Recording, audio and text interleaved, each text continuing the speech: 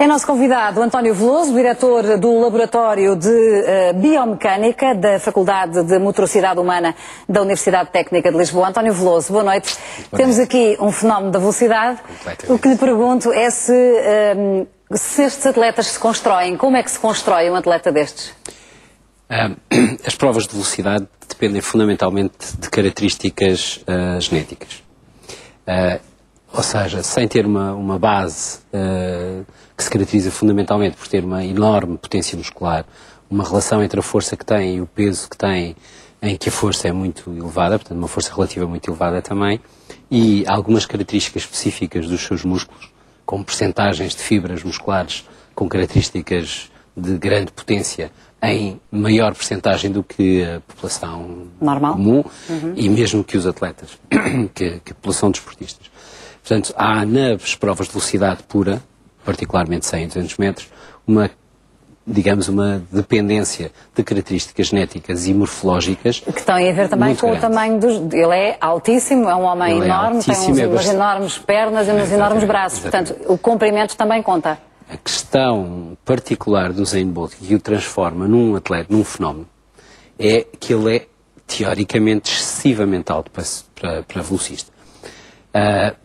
Ele tem 1,93 m e é fácil de ver, aliás, quando se viram a consagração deles e a festejar, vê-se que ele é claramente mais alto que os dois colegas de equipa, os dois jamaicanos que ficaram em segundo e terceiro lugar.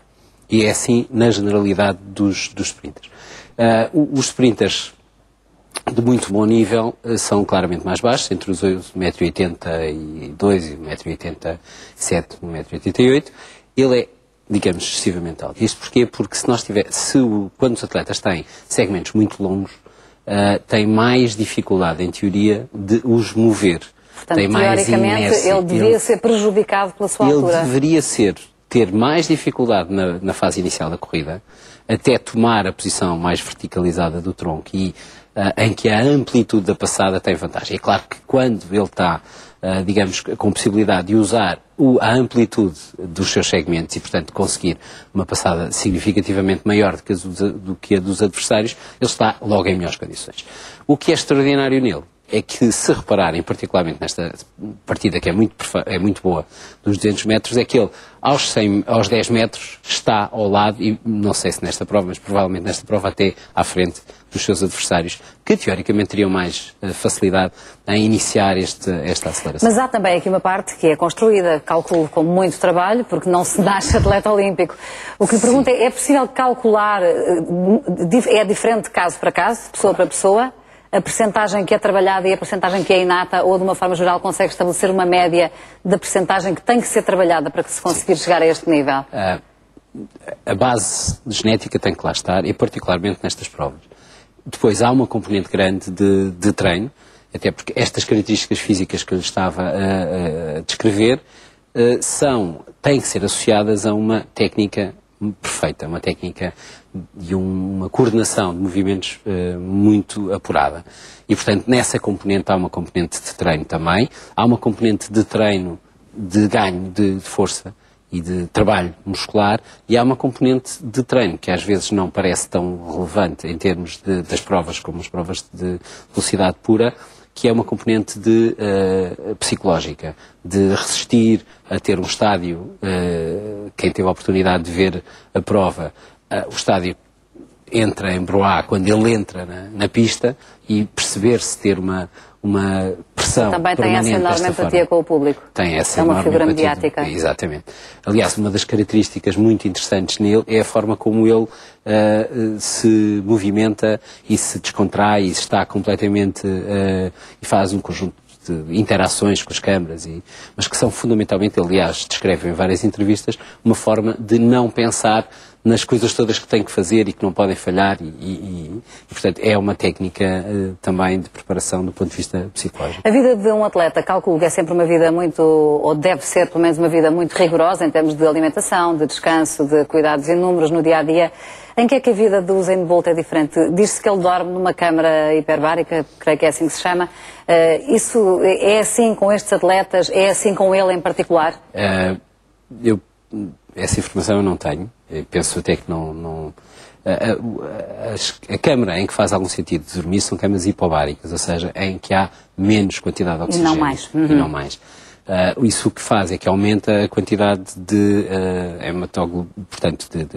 o hematócrito, quer dizer que aumenta a capacidade de transmitir oxigênio através do sangue.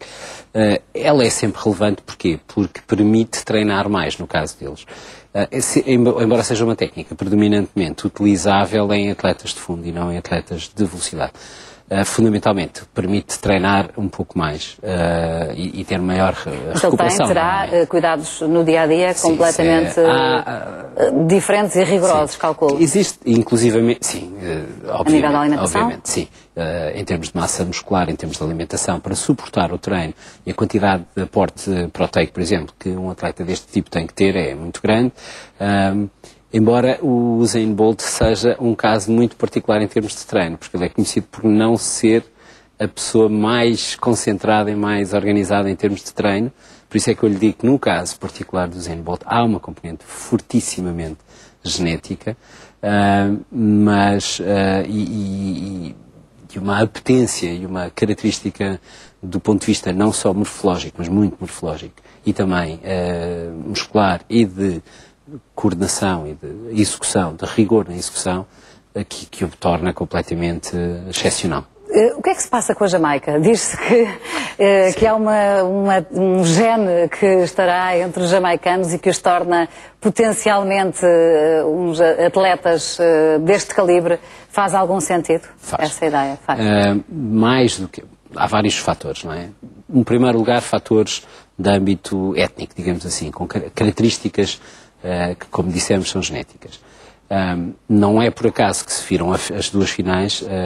Há um atleta caucasiano de bom nível, todos os outros atletas são africanos, e são africanos no sentido da sua etnia, naturalmente, e também da sua origem étnica.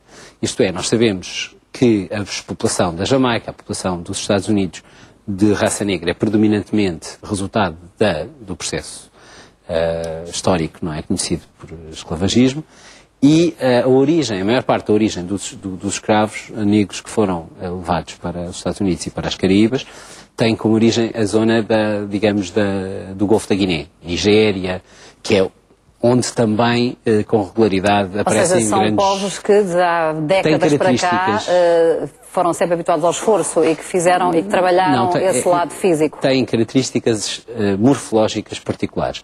Quais são elas? Fundamentalmente, as tais características musculares com predominância de fibras de tipo rápido, um comprimento do membro inferior, portanto, um comprimento dos membros inferiores extraordinariamente elevado também, e uma grande facilidade e apetência para aumentar a massa muscular.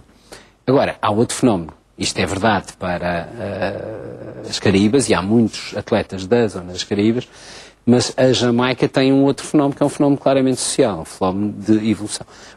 Se vir imagens da Jamaica, ou das ruas hoje, são exatamente iguais às que nós veríamos em Portugal se tivéssemos, quando ganhámos, ou quando ficámos em segundo lugar no campeonato da Europa, de profundo delírio.